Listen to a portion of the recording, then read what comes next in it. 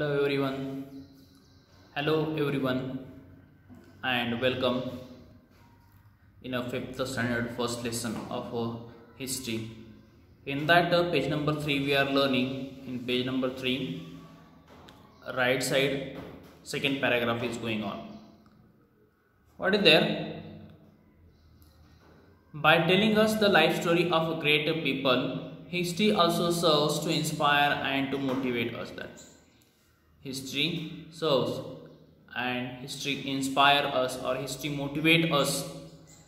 By studying history we get to know about the give and take that took place between our own and other civilizations. By studying history we can understand give and take situation in our region or our own civilization. We learn about the progress of human civilization. Along with that we learn about the progress of human civilization. We also understand how people's way of life went on changing. Along with that we can understand how the people's life is went on changing, how their life is changing.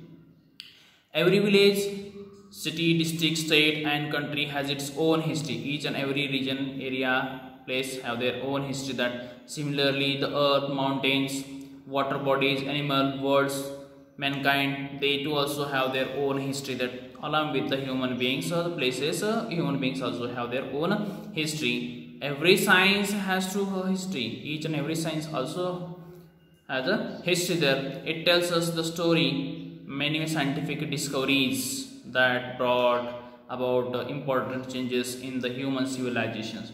So scientific region subjects, it also tells us a story which brought the changes in the human civilization, changes in the human behavior, so that we can understand along with that we can understand the discoveries which were made by the scientists. It is also history there. So the last one for the part, that is the past and the future, relation between the past and future. The past, present and future are linked by continuous chain of event. Past, present and future, they are linked, attached with a continuous chain of event, that one after one they are continuously there. For example, Indian people fought against the British government to get the independence. It is the past. Indian people, they fought against the Britishers to get freedom, to get independence. It is a past. This is the historical action. As a result, India became an independent. It is a historical action. Due to historical action, we got the freedom and we became independent. So, Indian fought against the Britishers. It is a past event. It is historical action which beneficial to give the freedom that.